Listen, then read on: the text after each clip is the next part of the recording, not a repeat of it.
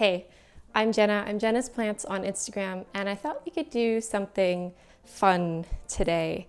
I asked some of you guys on Instagram what your hot takes or unpopular opinions around plants and the plant community are. So I'm going to share some of those with you today and give you my opinion as well and some of my unpopular opinions when it comes to plants and plant care. Now, just to be clear, this video is just for fun. Everyone is entitled to their own opinion. At the end of the day, they're just plants, so it really does not matter that much. Okay, so number one, peace lilies are so underrated. Okay, so I think peace lilies are appropriately rated. Like, peace lilies have always been a super popular houseplant, and I think there's a good reason for it. You know, they're easy to take care of.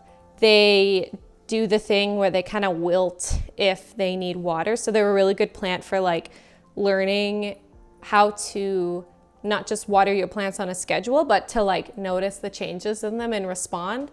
But I just don't like them. I think they're very, I don't know, like peace lilies to me are like, if you looked up generic houseplant, peace lily is like what comes to my mind. To me, it's like a filler plant. It's nothing like special about it. And I know there's like variegated ones and stuff, and I've had like variegated ones in the past, and it's just like they just don't do anything for me. So I get why people like them, but there's just a lot of better plants out there. So appropriately rated, but I'm sure a lot of people would agree with you that they're underrated. Next one, I think people need to relax on telling others what they should and shouldn't be doing with their plants. If someone isn't asking, then let them be. So I'm going to assume this is like, you know, someone on Instagram like complains about something that's wrong with their plant or how their plants aren't doing well or whatever, and then someone comments like, oh, you should do this, you should do that, or DMs them with advice or whatever. That like unsolicited advice, yeah, I agree. Like sometimes people think they're being helpful, but they're actually just not. Like sometimes people just need to vent about their plants, right? Like you don't need to solve everyone's problems. I mean, I don't know if this is like an unpopular opinion because I think most people don't appreciate unsolicited advice, but it is a valid point. Next one. Okay, moss poles are overrated. Okay, this one is a tough one, and I am leaning to agreeing with you, although I do think it is unpopular. There is like a perception or an influence from social media that you need moss poles in order to grow big plants and to get mature plants. And I actually don't think it's true. Climbing plants do need support and they do need big root systems in order to get mature leaves. And with a moss pole, if you keep it moist, you can kill two birds with one stone because they're getting support, but you're also giving them a substrate that the roots can root into. But theoretically, it would be the same if you just used a stick or something for support, but then the actual like roots getting water and nutrients, if the root ball in the pot was very large, theoretically, that would be the same. It's more just how the roots are distributed, right? So I definitely would say you do not need moss poles. It's only for certain plants like some of the climbing philodendrons like melanochrysum or glorious, where I think they really appreciate that. But generally, like with monsteras and stuff, you're totally fine getting away with like a stick or a choir pole or something like that. The plants do totally fine. Like there's not moss poles in the wild, right? Like in the wild, what are they doing? They're crawling up the sides of trees and stuff. So like if you don't like them, you don't have to have them. And that might also mean adjusting the plants that you choose, because if you don't like climbing plants in general, then don't get climbing plants. Like get alocasias or creeping philodendrons or Hoyas that don't need moss poles and they're better with just like a simple trellis, or get anthuriums. I personally don't like have a lot of moss poles. I have like a couple plants, but yeah, they're mostly like philodendrons that I'm trying to size up. If I can avoid moss poles, then I definitely avoid them.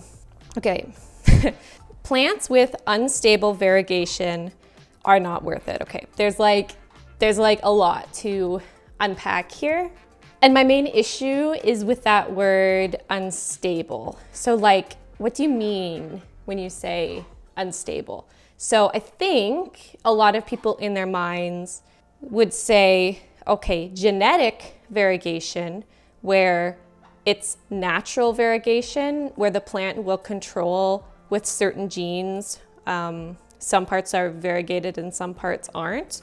They would say that's stable, but chimeric variegation, where you have two different genetic sets coexisting within one plant, they would probably say that's unstable variegation. I feel like that's the impression I've got from the internet. So genetic variegation can be passed on through seed. It's common in, like, you know how Dieffenbachias have like those splotches that make them look mottled? Like that, I think, is an example of genetic variegation. Okay, so let's go to chimeric variegation, because this type of variegation is actually like way more common than I think people realize. So take, for example, like an outer variegated Hoya. So that is chimeric variegation. I believe it's called periclinal because it's variegation that is just like one layer of tissue, and it only shows through on the edges because of the way the plant leaves are structured. So that is a form of chimeric variegation, but because it's one layer, it tends to be very stable. So some people will say, okay, just sectoral chimeric variegation is unstable. Sectoral variegation would be where you have not the whole layer is affected, only a chunk of the layer is affected. And it's affected, it could be 5 layers down, it could be 3 layers down, it could be less, it could be more. So Monstera albo is sectoral chimeric variegation. Now, the classic example that you hear is Monstera albo, like deliciosa, borzigiana, whatever, that's unstable, and Monstera Thai constellation is stable. I hear that all the time, but I'm like 99% sure that a Monstera Thai constellation is also sectoral chimeric variegation, because there is no such thing as Thai constellation seeds. I will leave a link to a paper I was reading about like chimeral versus genetic variegation and some of the things you can do to determine if a plant is chimeric or genetic, but genetic ones tend to exist in the wild. Thai constellation doesn't exist in the wild. It was produced in a lab. So anytime you have a plant with that like irregular sectoral variegation, it's likely sectoral chimeric. So technically, Thai constellation, which most people consider stable, is the same as a Monstera albo, which people consider unstable. So where do you draw the line if there's nothing like botanically different about them? For whatever reason, the way the Thai constellation has mutated, the cells maybe tend to not outcompete one another so much. So for whatever reason, Thai constellation tends to not revert as much as a Monstera albo does. But like, how would you know that? There's no way of knowing that, just like looking at a plant. I agree, there are certain plants that are much more prone to reversion for whatever reason. For example, half moon plants, like where the variegation is half and half, I would definitely agree with you that's probably not worth it to purchase, because yes, they do tend to revert. And some plants are just known for being very prone to reversion with their variegation. But like, I think that's very individual, and it would even depend on like the plant's lineage. It's more complicated than just saying these plants are stable and these plants are unstable. I hope that that is like coming through. I do think it is definitely not a good idea to purchase a plant that has a high amount of variegation, like 75–80% variegation, and it's not worth it to purchase mid cuttings. If you are getting a mid cutting, you have no idea what the variegation pattern is going to be, because it's all dependent on what the variegation is like at the little bud where the growth point actually forms. I don't know, let me know in the comments what your opinion is on this one, because I do think it's a very interesting one. And I could probably do a whole video talking about variegation, because this has kind of gotten into a long rant. Anyways, moving on. Okay, I low-key hate sphagnum moss for rooting plants. I feel like this opinion is getting more and more common. I feel like people are experimenting with new propagation mediums all the time, like fluval stratum and all this stuff. Me personally, I still love sphagnum moss. Like, it's my go-to.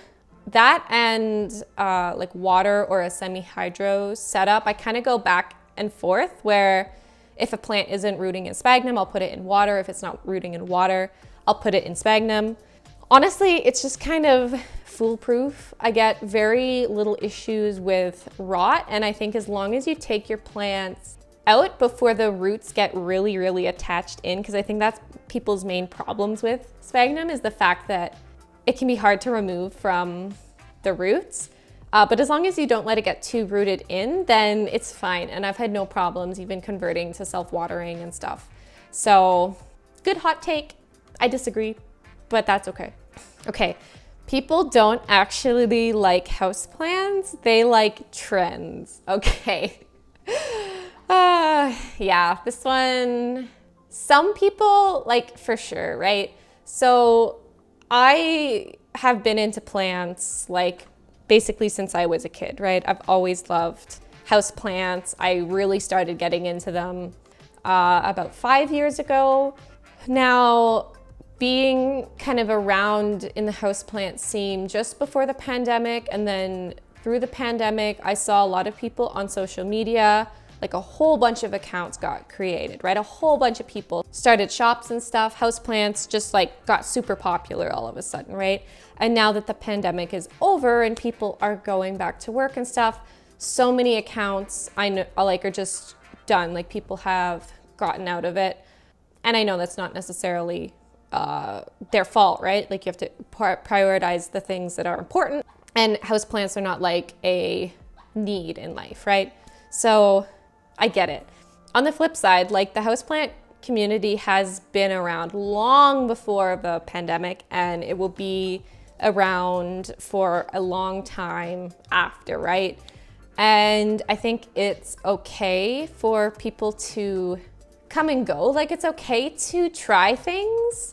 And I don't think we need to like gatekeep the plant community. And I think, you know, if you got into plants because you saw this fiddle leaf fig on Pinterest and you thought it looked cool, and now all of a sudden your whole house is filled with plants, but you got started because of a trend, like, I don't know, I don't have a problem with that, right? Like, I think we're all influenced by trends at one point or another. Like, I think it's good to be conscientious.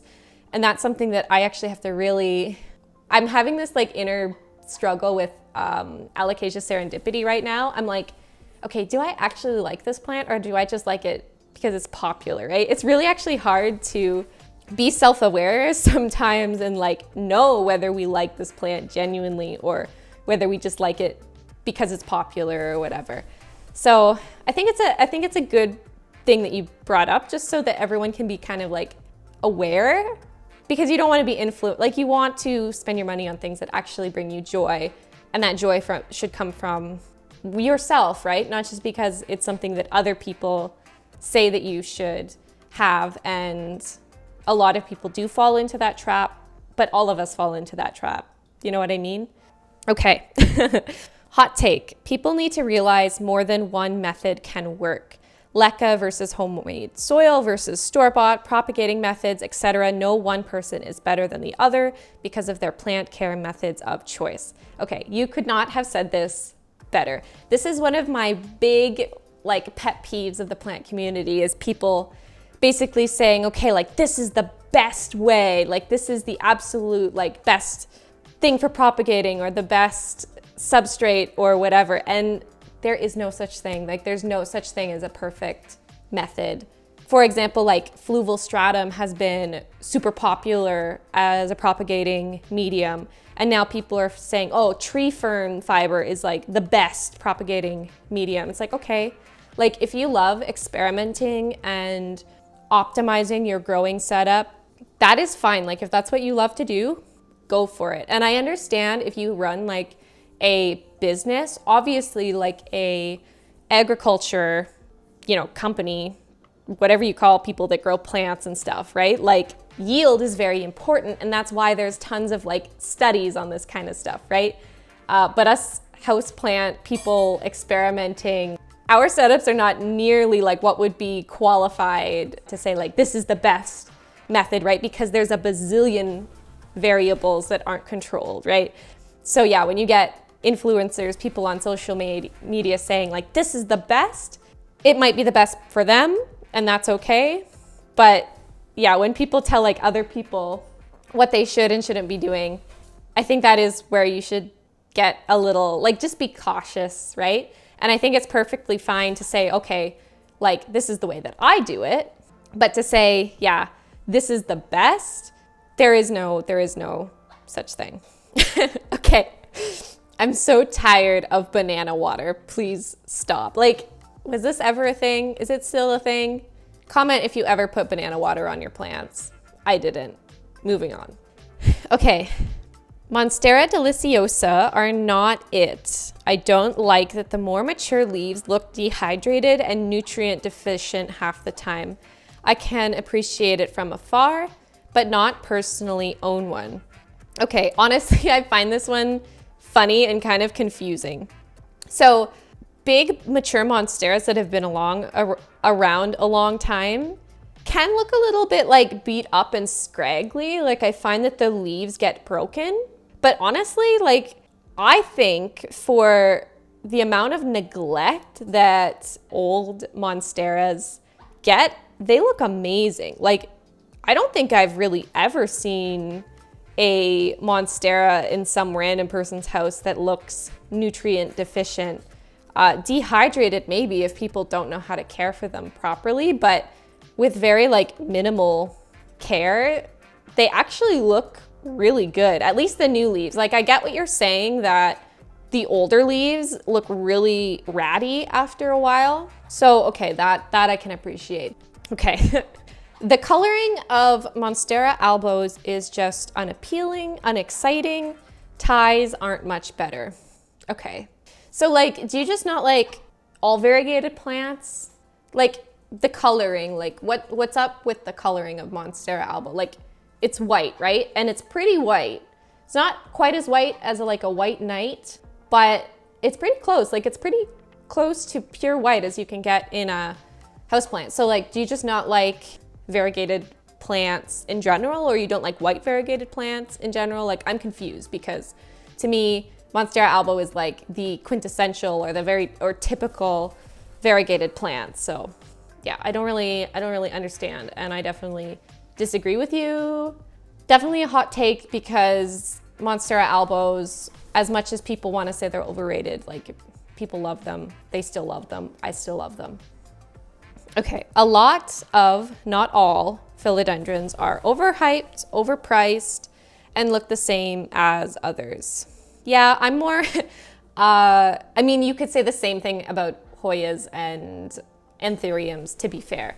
So maybe not fair to hate on philodendrons in particular, but yes, as someone who likes to collect plants that look different, not just like the same thing, I definitely agree with you. Like I recently sold my Philodendron glorious because my melanochrysum is looking really good, right? So I don't need two plants that are that similar. I totally know what you mean. Like you have Philodendron Dean McDowell, you have Mammii, you have Plumanii, you have tons of different variations of Mammii and Plumanii. They're so similar. Like, yeah, in my opinion, just pick one, save your money, choose your favorite, just get that one. We're good. Okay. Terrarium plants are superior. I love terrariums. I love terrarium plants. And I do think they're underrated. I have a really hard time selling terrarium plants. I basically don't even bother trying to sell clippings because it seems like people just don't want them. So I really wish that they were more sought after, and maybe it's just a Canadian thing and maybe we'll get there. But yeah, I definitely think they're underrated. Now, if I had to choose between just terrarium plants and aeroids, like I would probably still choose the aeroids.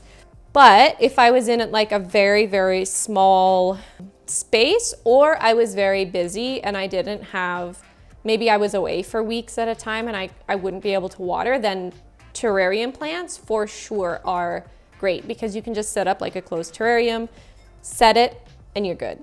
Okay, Calatheas are not that hard. Okay, I agree with you. I mean, comparatively, right? Like compared to an alocasia or like a anthurium, like one of the, like a queen anthurium or something.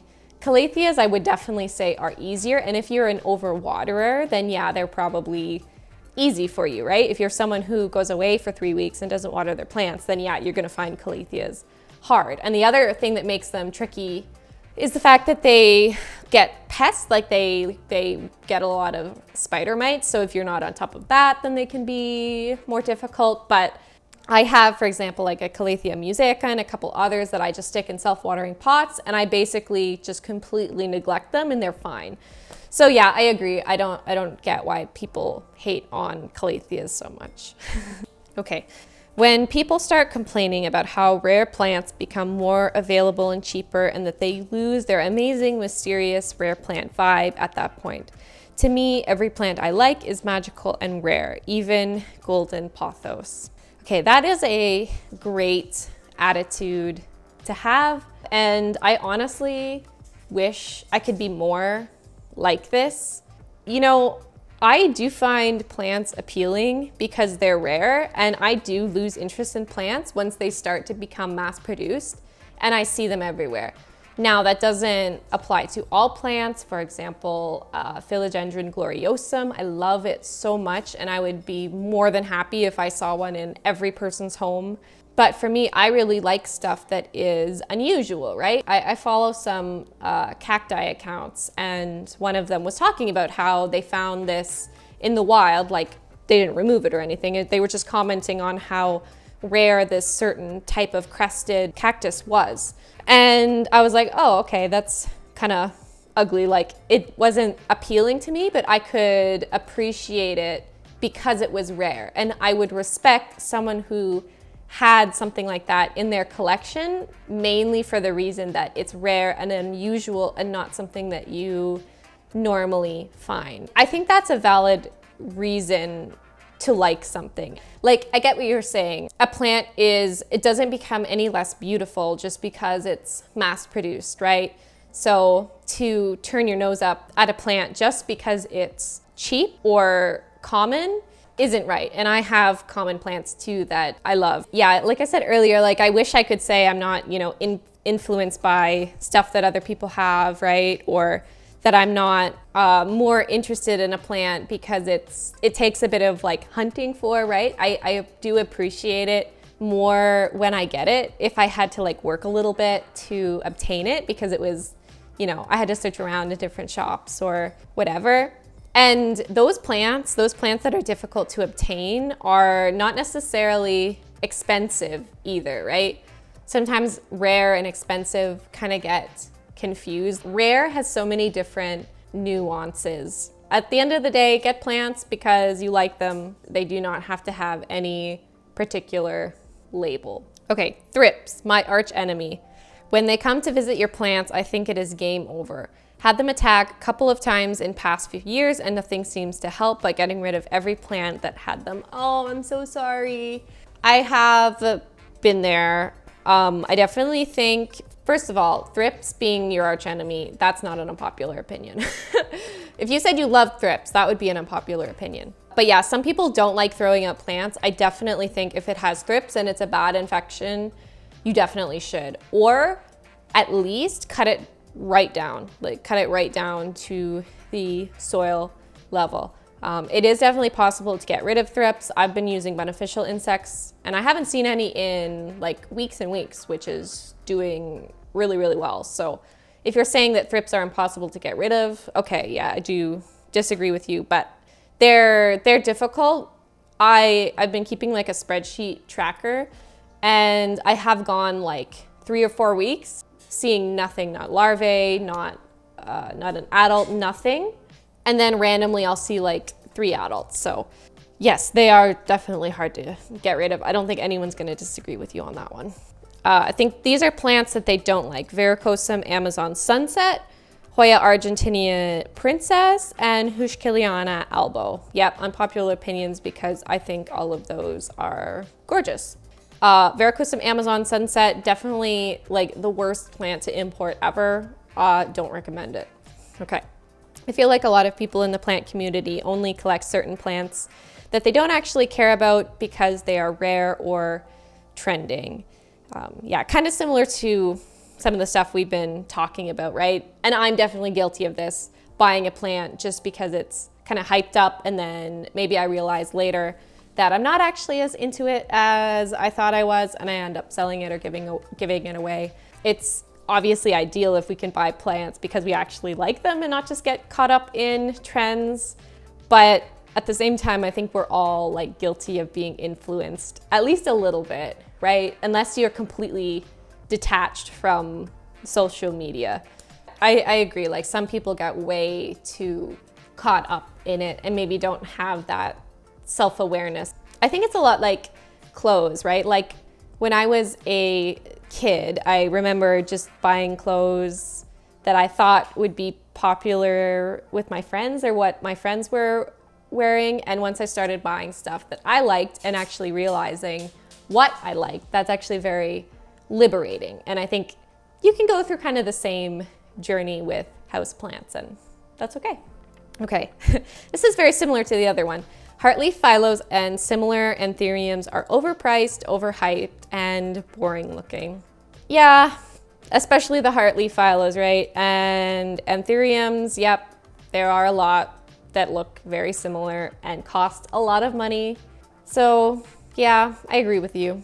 I do love my anthuriums, but I do like each one to have kind of something unique about it. And there are endless amounts of anthurium hybrids. Like you could have hundreds of plants that have very, very minimal variations. Every little variation then gets a name, right? And then people feel like they have to collect it all of a sudden because, you know, it has a name attached to it, right? Yeah, don't fall into that trap. Okay, Monstera, deliciosa, and Hoyas are overrated and ugly. Like, why are so many people hating on Monstera deliciosa? Like, this was the plant, like the thing that got me into houseplants. And it's such a like motif on like everything, right? Like, I feel like, are people just sick of seeing Monstera deliciosa or what? Like, me personally, I love them. I still appreciate just like a classic Monstera, and I've owned many of my time, and I plan to continue to own one for a long time. So I don't know if it's becoming like almost like a generational thing where like us kids don't want our grandparents' plants. Like we don't want plants that we think are old, like spider plants or whatever. Is Monstera deliciosa, because it was like the OG, now kind of becoming that, right? Like becoming like not a cool hip plant anymore. I don't know, like just the amount of hate that Monstera deliciosa has gotten has honestly kind of surprised me.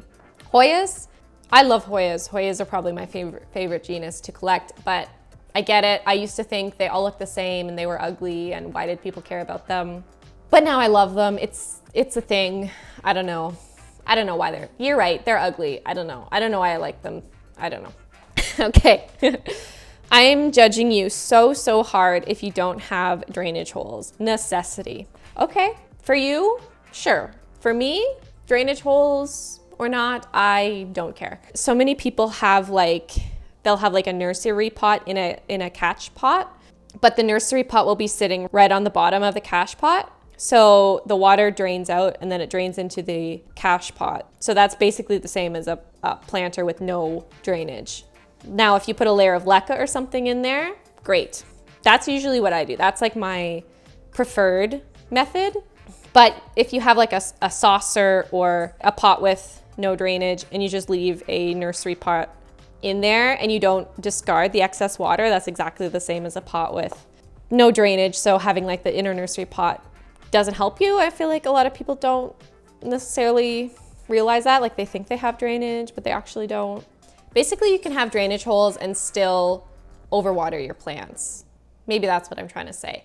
You cannot have drainage holes and be more conscientious about watering at the right time and stuff and have healthier plants than someone who does have drainage holes, right? Like drainage holes might make it harder for you to overwater, but they're not like everything, you know? I think they're less important than people think they are. Unpopular opinion. Okay, variegated monsteras are not worth the price. Well, variegated monsteras are beautiful. To me, they're 100% worth the price. And let me tell you, my Thai constellations and Monstera albos as like investment plans have also paid for themselves. You might not be able to get away with that anymore, but yeah, for me, totally worth it. Worth, of course, is in relation to the amount of enjoyment you get out of it. I think this is the last one. Philodendrons like Pink Princess, White Knight, White Princess, etc. aren't worth the hype. I'm interested that all of these ones are kind of lumped in together. Like Pink Princess, I get that a lot of people, you gonna say hi, River? You gonna say hi? Why are you so upset? Why are you so upset? You upset that I'm doing a video? Are you upset? Why are you so upset? What's the matter? He's upset. I get like the Pink Princess thing. People, you know, have been saying that is overrated from like the dawn of time pretty much. And there's so many mediocre ones out there that like, I get it. White Knight and White Princess are like totally different story in my opinion, because I find that it's actually really easy now to get ones that have beautiful variegation. And the variegation is so nice. It's so nice and white. You can get them with nice marbling. I just find it interesting that they're kind of like lumped together. To me, like White Knight and White Princess are totally different from Pink Princess, where it's really hard to find a nice Pink Princess, but it's really easy to find a nice White Knight or White Princess, and they are beautiful as far as variegated plants go. So that is an interesting unpopular opinion. Okay, that's all I've got for you for now. This was super fun, so please let me know in the comments what you thought, whether you agree or disagree. Let me know your unpopular opinions. You guys have some really interesting opinions, and I hope that this was entertaining, if nothing else. Thanks so much for watching. I'll see you in the next video.